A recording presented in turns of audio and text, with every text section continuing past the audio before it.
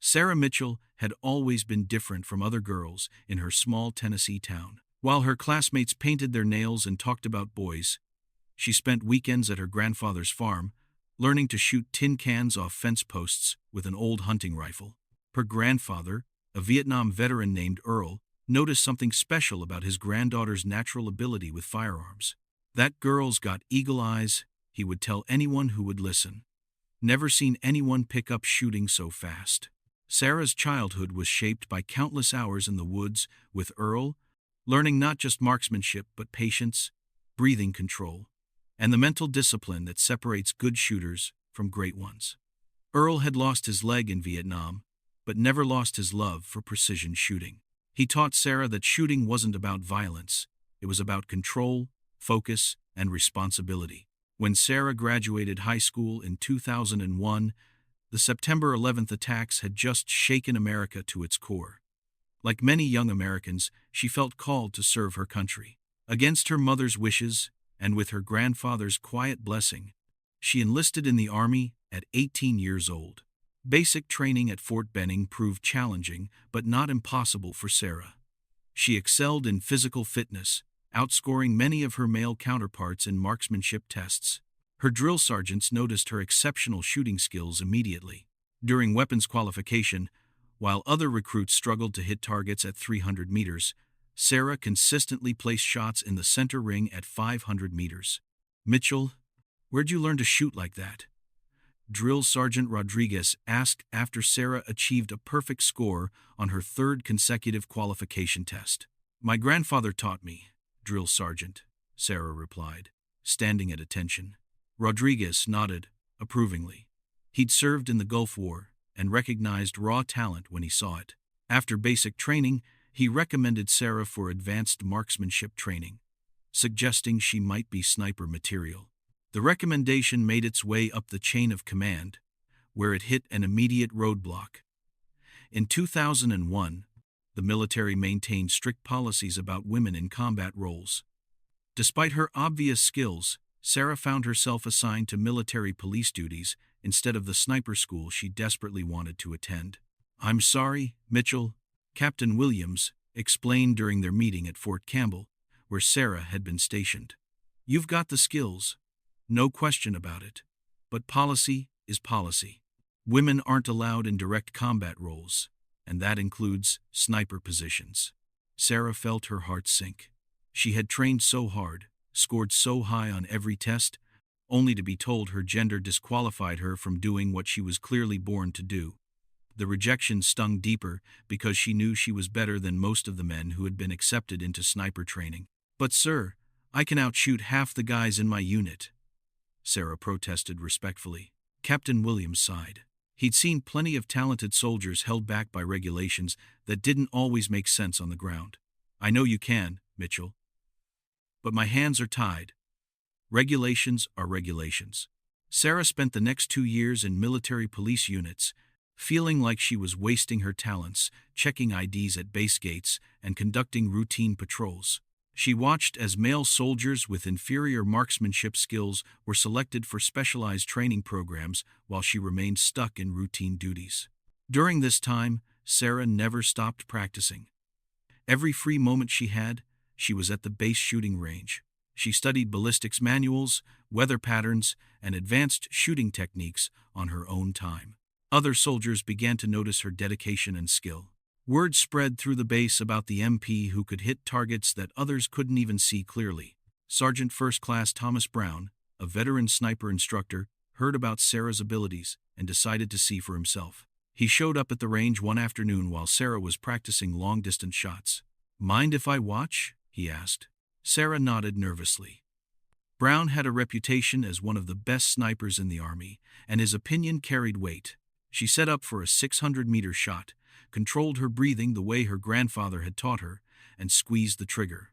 The bullet struck dead center. Brown was impressed. "Do that again." Sarah repeated the shot, with identical results. Then Brown asked her to try 700 meters, then 800. Each time, Sarah's shots found their mark with remarkable consistency. "Mitchell, I've been training snipers for 15 years, Brown said finally. You're better than 90% of the men I've put through that program. It's a damn shame you can't get the training you deserve." The conversation with Brown gave Sarah hope that maybe, someday, things might change. But for now, she remained assigned to military police duties, her exceptional talent largely wasted on routine security work. In 2003, when the invasion of Iraq began, Sarah's unit was deployed to provide base security at Forward Operating Base Liberty, outside Baghdad. Even in this role, she found opportunities to put her skills to use. During her shifts on guard tower duty, Sarah became known for spotting threats at distances that amazed other soldiers. "How did you see that guy?" Other guards would ask, after Sarah pointed out suspicious activity that they couldn't even detect with binoculars. The base commander, Colonel Martinez, began to take notice of Sarah's abilities.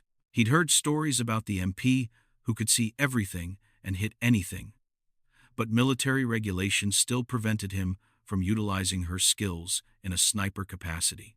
Instead, he assigned her to the most critical guard positions, where her exceptional eyesight and shooting ability provided extra security for the base. Sarah's reputation grew among the soldiers at FOB Liberty. They respected her skills and dedication, but she still felt frustrated by the limitations placed on her career. She watched as male soldiers with less ability were selected for special operations while she remained assigned to basic security duties. The frustration was especially intense because Sarah knew she could contribute more to the mission. Every day, insurgent attacks threatened the base and surrounding area. She could see sniper positions that others missed, identify threats before they materialized, and make shots that could save lives. But military policy kept her from using these skills where they were most needed. During her off-duty hours, Sarah continued to study and train. She read every manual on advanced marksmanship she could find, practiced meditation techniques to improve her mental focus, and maintained a detailed shooting journal to track her progress. Her dedication impressed even the most skeptical soldiers on base. "That woman is more dedicated than any soldier I've ever seen," Master Sergeant Kelly remarked to Colonel Martinez one evening. "She practices every single day, studies every night. Never seen anything like it." Colonel Martinez nodded thoughtfully. He was beginning to think that military policies weren't always aligned with military needs, especially in the complex environment of Iraq, where threats could come from anywhere at any time. But he was also a career officer who understood the importance of following orders and regulations. As 2003 progressed into 2004, the security situation around FOB Liberty began to deteriorate. Insurgent attacks became more frequent and sophisticated. The base needed every advantage it could get, but Sarah remained confined to traditional military police roles despite her obvious potential to contribute much more to the mission's success.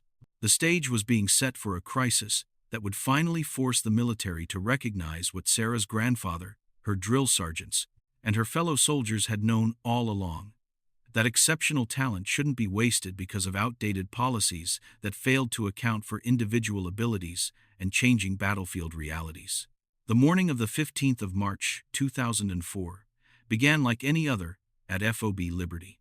Sarah was assigned to Tower 7, the northeastern observation post that overlooked a busy intersection used by local civilians and military convoys alike. She had been on duty since 0400 hours, scanning the surrounding area through her binoculars as the Iraqi countryside slowly came alive with the day's activities. At 0630, Sarah noticed something that made her pause. A white sedan had been parked in the same spot near an abandoned building for over 2 hours, which was unusual for the typically busy area. Through her binoculars, she could see that the windows were tinted too dark to see inside, and the car hadn't moved despite the increasing morning traffic around it. "Base Command, Tower 7, Sarah radioed. "I've got a suspicious vehicle that's been stationary for an extended period. White sedan. Grid reference 234 to 567. Copy that. Tower 7. Keep monitoring and report any changes." Sarah maintained her watch on the vehicle while continuing to scan the rest of her sector. Her grandfather had taught her that patience was a sniper's most important weapon, and those lessons served her well in guard duty. While other soldiers might get distracted or bored during long watches, Sarah remained focused and alert throughout her entire shift. Around 1,000 hours, Sarah noticed movement near the suspicious sedan. A man in traditional Iraqi dress approached the vehicle, looked around nervously, and quickly got inside. The car still didn't move, but Sarah could now see that there were at least 2 people inside. Base Command, Tower 7. Suspicious vehicle now has occupants. 2 individuals visible, no movement yet. Roger, Tower 7. Continue observation. As the morning progressed, Sarah began to notice a pattern of activity around the intersection. Several men had positioned themselves in different buildings around the area, and she could see them communicating with hand signals. Her training and threat assessment told her that something was being planned. At 1,130 hours, Sarah's radio crackled with urgent information from base intelligence. All towers, be advised. We have intercepted communications, indicating a possible coordinated attack on convoy routes in your sector. Exercise extreme vigilance. Sarah's pulse quickened. She had been watching suspicious activity for hours, and now intelligence confirmed her instincts were correct. She increased her scanning of the area, looking for additional threats and patterns. At 1,200 hours, a convoy of 3 Humvees approached the intersection from the south. Sarah immediately recognized it as a routine supply run that passed through the area twice weekly. The convoy commander, Lieutenant Johnson, was a friend of hers who always waved when passing through her sector. As the convoy approached the intersection, Sarah saw the white sedan's doors open slightly. She could also see movement in the buildings she had been monitoring throughout the morning. Every instinct told her that an ambush was about to unfold. Base Command, Tower 7. Urgent. Sarah transmitted. Convoy, approaching intersection, where I've been monitoring suspicious activity all morning. Multiple individuals in overwatch positions. This looks like a coordinated ambush setup. Tower 7, are you certain? We can't halt convoys based on suspicions. Sarah gritted her teeth in frustration. She could see the tactical situation developing, but lacked the authority to take decisive action. Base Command, I am certain this is an ambush. Request permission to engage suspicious personnel. Negative, Tower 7. No weapons free unless you observe hostile action. Maintain observation and report. The convoy entered the intersection at 1,205 hours. Sarah watched helplessly as the white sedan suddenly accelerated toward the lead Humvee, while gunfire erupted from the surrounding buildings. The ambush she had predicted was now underway, and 3 vehicles filled with American soldiers were caught in a deadly crossfire. Contact, contact, contact, Sarah shouted into her radio. Convoy, under fire, at intersection. Multiple shooters in buildings. White sedan attempting ramming attack on lead vehicle.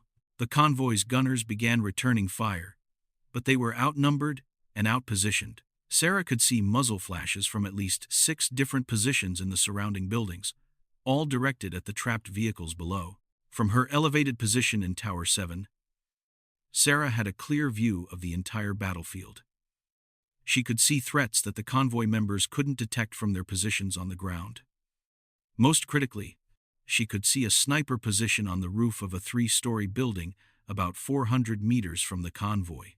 The enemy sniper was systematically targeting the convoy's gunners, and Sarah watched in horror as one of them slumped over his weapon after being hit. The remaining gunners were pinned down by accurate fire from the elevated position. Base Command, Tower 7. Sarah radioed urgently. Enemy sniper on rooftop engaging convoy. Grid reference 235 to 568. Request immediate sniper support. Tower 7. Sniper team is 15 minutes out. Maintain observation and provide targeting information. 15 minutes might as well have been 15 hours. Sarah could see that the convoy was taking heavy casualties and wouldn't survive another 15 minutes of accurate sniper fire. Lieutenant Johnson's vehicle was already smoking from multiple hits, and she could see soldiers taking cover behind the disabled Humvees. Sarah made a decision that would change her life and the lives of 20 soldiers below. She grabbed her M24 sniper rifle from the tower's weapons rack. A weapon she wasn't technically authorized to use in her current role, but had trained extensively with during her own time. Tower 7 to Base Command. I have eyes on enemy sniper. Requesting permission to engage with precision fire. Tower 7, you are not authorized for sniper engagement. Wait for sniper team. Sarah looked through her scope at the enemy sniper, who was methodically targeting the American soldiers below. She could see him adjusting his position for another shot that would likely kill one of her friends. The mathematical precision of the shot was clear in her mind. 420 meters. Slight crosswind from the east. Elevated target requiring bullet drop compensation. In that moment, Sarah faced the defining choice of her military career. She could follow orders and watch American soldiers die, while waiting for authorized help that might arrive too late. Or she could use the skills she had spent years developing to save lives, regardless of military policies about her role. The enemy sniper fired again, and Sarah saw another American soldier fall. She had seen enough. "Forgive me, sir," she whispered into her radio, then switched it off. Sarah positioned herself at the tower window, steadied her rifle on the sandbag rest, and acquired her target through the scope. The enemy sniper was visible in profile, partially concealed behind a small wall, but clearly targetable for someone with her skills. She controlled her breathing the way her grandfather had taught her as a child, feeling her heart rate slow despite the chaos around her. The world narrowed down to the space between her crosshairs and the target 420 meters away. Wind speed, bullet drop, target movement. All the variables aligned in her mind like a mathematical equation. The enemy sniper was lining up another shot when Sarah's finger found the trigger. She had trained for this moment her entire adult life, through countless hours of practice and study that military policies had prevented her from using in combat. As she prepared to fire, Sarah knew that this single shot would either validate years of dedication and training or end her military career in disgrace. But looking at the soldiers trapped in the intersection below, soldiers she had sworn to protect when she took her oath of enlistment, the choice was clear. The moment had arrived for Sarah to prove that skill and dedication matter more than bureaucratic policies, and that sometimes saving lives requires the courage to act beyond the limitations others have imposed. Sarah's finger squeezed the trigger with the gentle, steady pressure her grandfather had taught her 20 years earlier. The M24 rifle recoiled against her shoulder, and she immediately worked the bolt to chamber another round while tracking her target through the scope. At 420 meters, the bullet took just over half a second to reach its target. Sarah watched through her scope as the enemy sniper suddenly jerked backward and disappeared behind the rooftop wall. The incoming precision fire that had been devastating the convoy below immediately stopped. "Target down," Sarah whispered to herself, then turned her attention to other threats in the area. With the enemy sniper eliminated, the tactical situation on the ground changed dramatically. The convoy's gunners could now return effective fire without fear of being picked off by accurate shots from above. Sarah continued scanning the area, identifying other enemy positions for the soldiers below. Using her radio's emergency frequency, Sarah began directing the convoy's response. Convoy leader, Tower 7. Sniper threat eliminated. Enemy positions in buildings at your 2 o'clock and 10 o'clock. I have eyes on 6 additional hostiles. Lieutenant Johnson's voice crackled back over the radio. Tower 7. Thank God. We've got wounded and need those positions cleared. Sarah systematically called out target locations, allowing the convoy's gunners to engage threats they couldn't see from their ground-level positions. Her elevated vantage point and exceptional eyesight made her an invaluable battlefield asset, exactly what she had always known she could be if given the opportunity. Within 10 minutes of Sarah's initial shot, the ambush was completely broken. The surviving insurgents melted away into the urban landscape, leaving behind their planned attack in ruins. The convoy was able to evacuate their wounded and continue their mission, instead of being destroyed in what had been a carefully planned trap. As the gunfire faded, Sarah realized the magnitude of what she had just done. She had disobeyed direct orders, used a weapon she wasn't authorized to employ, and engaged in combat operations explicitly forbidden to someone in her position. But she had also saved the lives of 20 American soldiers who would have died without her intervention. Her radio buzzed with an incoming transmission from Base Command. Tower 7. Report your status immediately. Sarah took a deep breath before responding. Tower 7. All threats neutralized. Convoy proceeding safely. No friendly casualties from sniper fire after initial engagement. Tower 7. Did you fire your weapon? There was no point in lying. Sarah had made her choice and would accept the consequences. Affirmative. Base Command. I engaged and eliminated the enemy sniper who was targeting the convoy. The radio fell silent for several long moments. Sarah could imagine the discussion happening in the command center as officers tried to figure out how to handle a military police officer who had successfully completed a sniper mission she wasn't supposed to undertake. 20 minutes later, Colonel Martinez arrived at Tower 7 personally, accompanied by Master Sergeant Kelly and Captain Williams. Sarah stood at attention as they entered the small observation post, her rifle still positioned where she had used it to save the convoy. Colonel Martinez examined the weapon, then looked through Sarah's scope toward the building where the enemy sniper had been positioned. Show me exactly what happened, Mitchell. Sarah walked the officers through her observations, from the early morning surveillance of suspicious activity to the moment she fired the shot that eliminated the sniper. She explained her reasoning and acknowledged that she had disobeyed orders. Sir, I understand I violated regulations, Sarah concluded, but I couldn't watch American soldiers die when I had the ability to prevent it. Colonel Martinez studied Sarah for a long moment.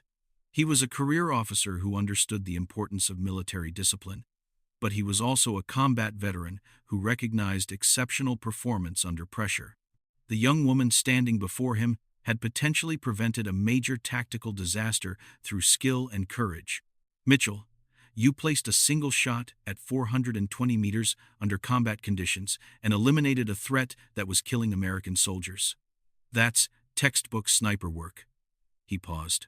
It's also a clear violation of current military policy regarding women in combat roles. Master Sergeant Kelly spoke up. Sir, if I may, I've reviewed the tactical situation, and Mitchell's shot was the difference between a successful convoy and a catastrophic loss. 20 soldiers came home today because of her actions. Captain Williams, who had originally delivered the news that Sarah couldn't attend sniper school, looked uncomfortable. Sir, regardless of the outcome, she did disobey direct orders. Colonel Martinez nodded. Yes, she did. And now we have to decide what to do about it. He looked directly at Sarah. Mitchell, your actions today raise some serious questions about current policies. I'm going to have to report this up the chain of command and let higher headquarters sort this out. Sarah expected to be court-martialed for disobeying orders. Instead, she found herself at the center of a policy review that would eventually change how the military utilized talented personnel regardless of gender. Her case file made its way to the Pentagon, where senior officers grappled with the contradiction between existing policies and battlefield reality. The investigation took 3 months. During this time, Sarah remained at FOB Liberty, where she had become something of a legend among the troops. Soldiers from other units came to see the MP who had made the impossible shot that saved an entire convoy. Her story spread throughout the military community, sparking debates about talent utilization and combat effectiveness. Lieutenant Johnson, who had commanded the convoy Sarah saved, submitted a formal recommendation that Sarah receive the Bronze Star Medal for her actions. His report detailed how her intervention had prevented what intelligence analysis later confirmed would have been the complete destruction of the 3-vehicle convoy. Without Specialist Mitchell's precise and timely intervention, Johnson wrote, all 20 soldiers in the convoy would have been killed or wounded. Her exceptional marksmanship and tactical awareness under extreme pressure exemplified the highest standards of military service. The medal recommendation forced senior leadership to confront an uncomfortable truth. They were about to court-martial someone for an action worthy of decoration. The contradiction highlighted the absurdity of policies that prevented the military from using its most talented personnel effectively. In June 2004, Sarah received orders to report to Fort Benning for a meeting with a panel of senior officers reviewing her case. She expected the worst, but hoped for understanding. What she found was a fundamental shift in how the military thought about combat roles and gender restrictions. Brigadier General Patricia Morrison, one of the Army's highest-ranking female officers, led the review panel. "Specialist Mitchell," she began, "your actions in Iraq have forced us to examine some of our assumptions about military service and combat effectiveness." The panel had thoroughly reviewed the incident, interviewing everyone involved and analyzing the tactical situation in detail. Their conclusion was unanimous. Sarah's intervention had prevented a military disaster through exceptional skill and sound tactical judgment. "The question before us," General Morrison continued, "is whether we court-martial a soldier for disobeying orders, or whether we recognize that exceptional circumstances sometimes require exceptional responses." Sarah was stunned by what followed. Instead of punishment, she was offered acceptance into the Army Sniper School, making her one of the first women to be officially trained in that role. The panel had recommended changes to military policy that would allow women to serve in combat positions when their skills and abilities warranted it. "Your grandfather was right about your talents," General Morrison told Sarah privately after the formal session. "And your actions proved that we can't afford to waste talent based on outdated assumptions." Sarah graduated from sniper school 6 months later, ranking second in her class of 37 students. She went on to serve 2 more tours in Iraq and 1 in Afghanistan, where her skills saved countless lives and her example opened doors for other women seeking to serve in combat roles. The military policies that had initially prevented Sarah from using her talents were gradually changed over the following decade. Her case became a landmark example, cited in arguments for expanding combat roles for women, ultimately contributing to the 2016 decision to open all combat positions to qualified personnel, regardless of gender. Years later, Sarah would return to Tennessee to care for her aging grandfather. Earl, now in his 80s, kept a framed newspaper article about his granddaughter's medal ceremony on his mantelpiece, next to a photo of them practicing target shooting when she was 12 years old.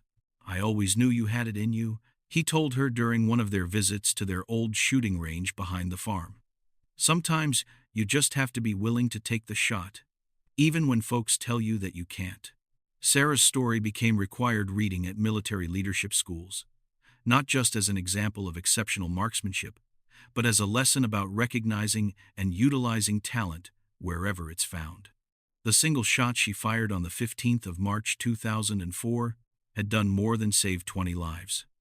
It had changed an entire institution's understanding of what service members could accomplish when policies matched capabilities with opportunities.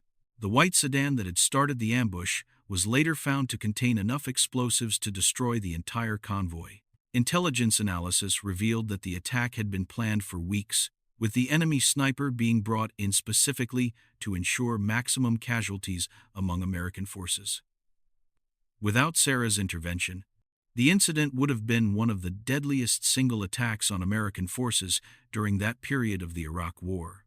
Today, women serve in all combat roles throughout the American military, many of them inspired by Sarah's example and benefiting from the policy changes her courage helped bring about. Her story serves as a reminder that sometimes the most important battles are fought not against enemy forces, but against the limitations we place on our own potential for excellence.